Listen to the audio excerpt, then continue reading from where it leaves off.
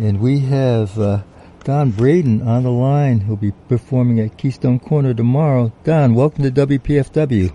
Hey, Rusty, glad to be here. Absolutely. It's great to hear your voice and yes, sir. be playing this Earth, Wind, and Wonder.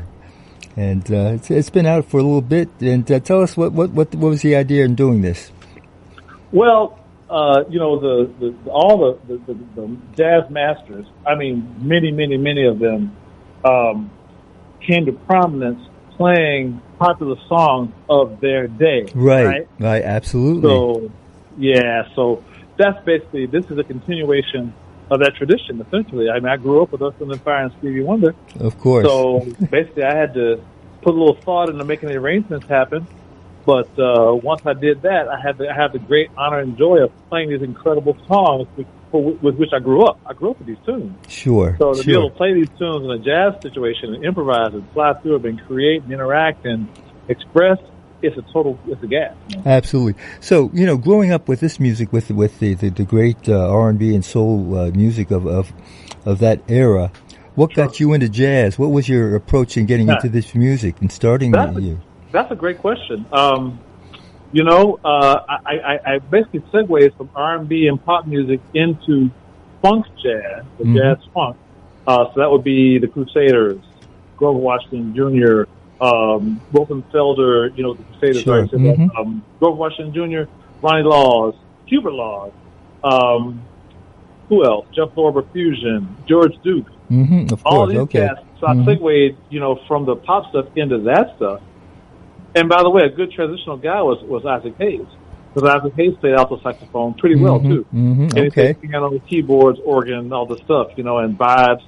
So I was a big fan of Isaac Hayes and listened to particularly live at Sahara Tahoe, where he plays all the instruments. And it's a big show with the orchestra. And you know who was in the orchestra, by the way? Bill Easley. A young Bill Easley was playing flute with them. I saw them on the album cover. I was like, oh, my man, Bill was on that. Every time I see him, I got to ask him what it was like to hang out with the Isaac Hayes Review. They were like in Vegas, tearing it up, man. Anyway, but, so basically I segued into those guys. That got me into improvisation, the idea of making up, my own licks and phrases and stuff.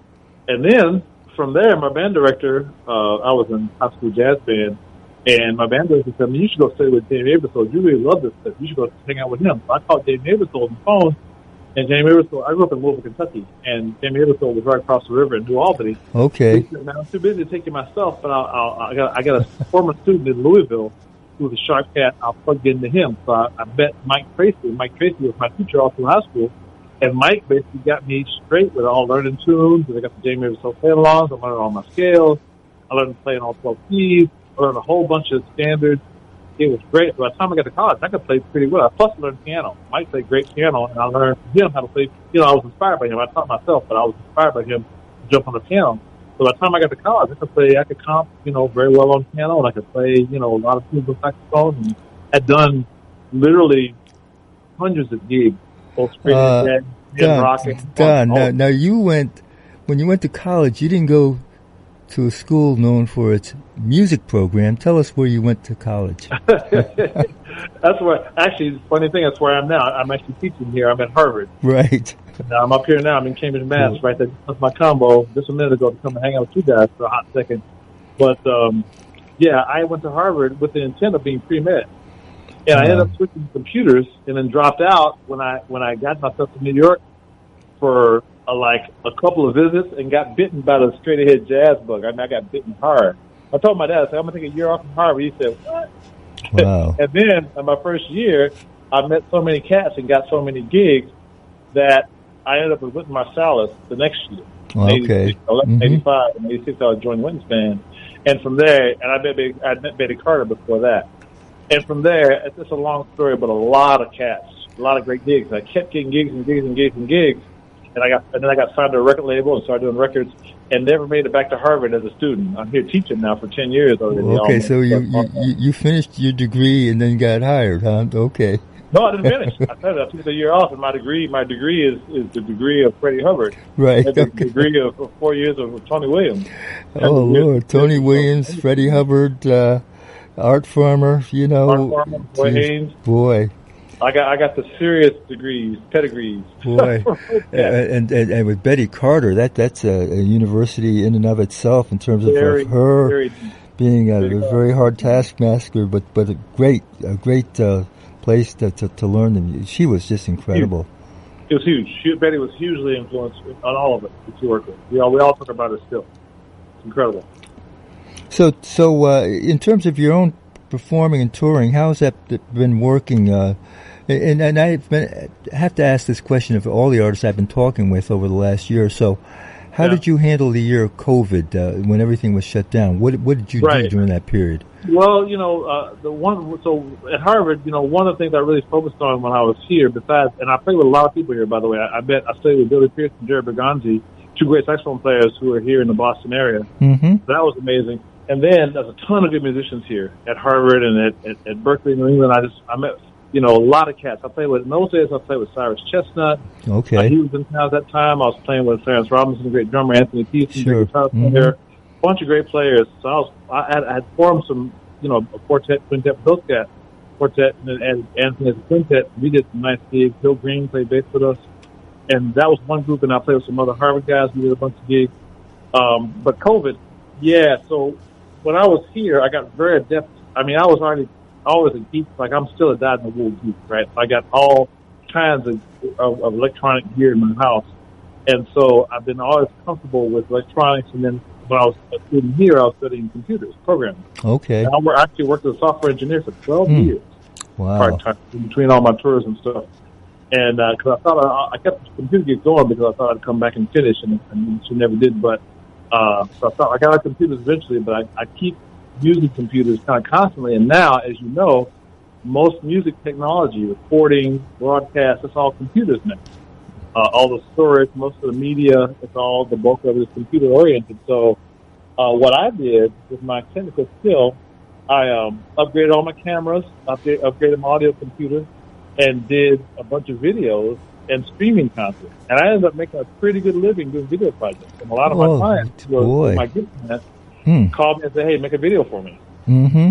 They were super generous about that. And they gave me the same fee as if I were being there live. And I had to get people in, shoot the video, edit it, and put it together. But I had all those skills from partly from working here and then partly from the gigs since then, maintaining my technical skills.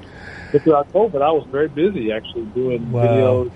So my YouTube channel, I've got like a handful, a couple dozen videos I've done, about 20 videos I've done, both of me playing and teaching and all that stuff, just from the whole technology being available. I have to laugh because your day gig is so up to date with the current technology. Sure. But it is analogous to the day gig that my friend Buck Hill had for many years. What did Buck do? Buck was a letter carrier. Oh, no kidding! He was in the post office. In fact, there's a great picture of him on a building, of him wearing his postal uniform, holding a saxophone. Wow! And when I interviewed him, because he was going to retire, and tour more. And they found out that he didn't put enough time in, that he had to put in another year, and he wound up putting almost 20 years in, because he had, when I interviewed him to set up the interview, I met him at his workplace. Yeah.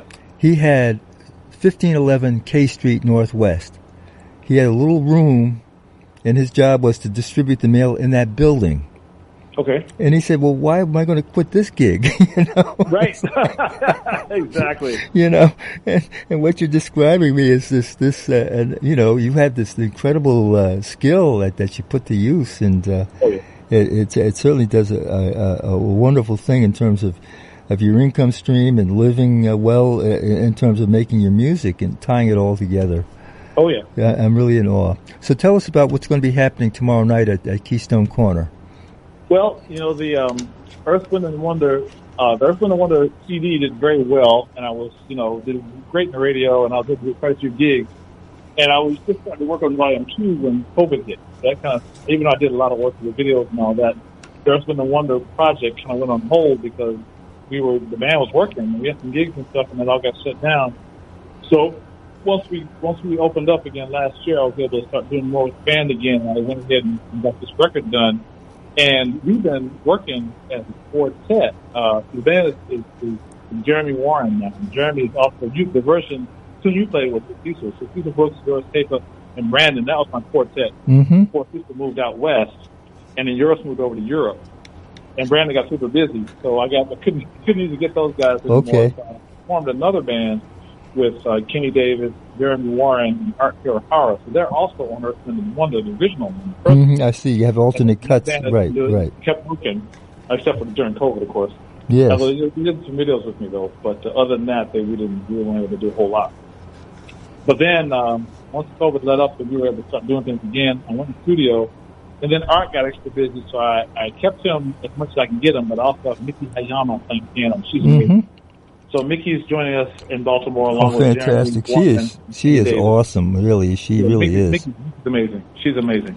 So I'm really happy to have her. And then I got a vocalist, the wonderful Trinice Robinson. And Trinice and I have known each other. She's a PhD, a fantastic vocal teacher and arranger, but also a great singer. So I actually produced her album, which came out a couple of years ago. It's called All or Nothing.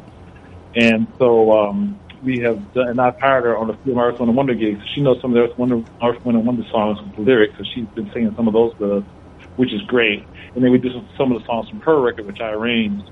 So that's really fun. So that quintet will be there with the Earth, Wind & Wonder quartet plus Trinice and doing some vocal Earth, Wind & Wonder plus a little bit of her stuff. And we have a vibe.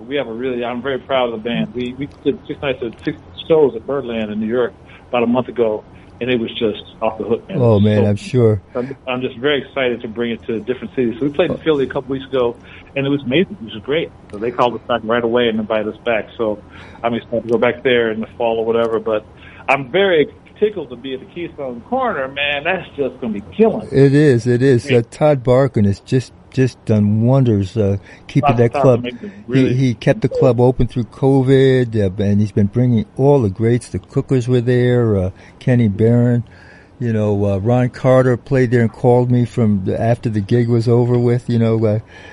Todd's been a marvel for what we call the DMV, this District, Maryland, and Virginia, and Baltimore is certainly connected to this, in terms of the area. So I'm really happy to have you coming down here.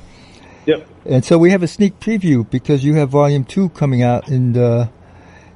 June 15th, okay. 15th. So we're going to sneak it up, excited.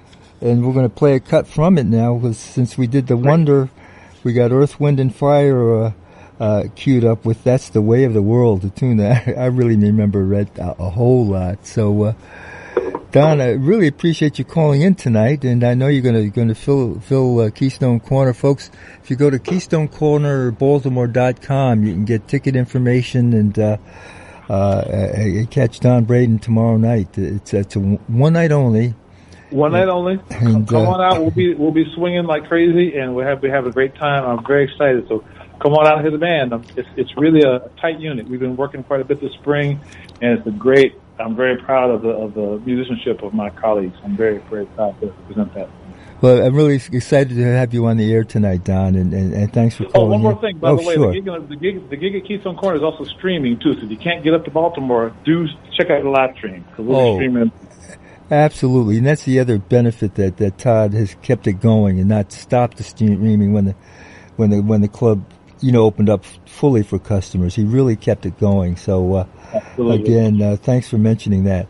Again, Don Braden, and coming up in June will be Earth, Wind and Wonder Volume 2, and we'll be doing right now. That's the Way of the World. Don, thanks again for calling in. Thanks, Rusty. Okay. All right, bro. We'll stay in touch. Okay, absolutely. Take care, everyone.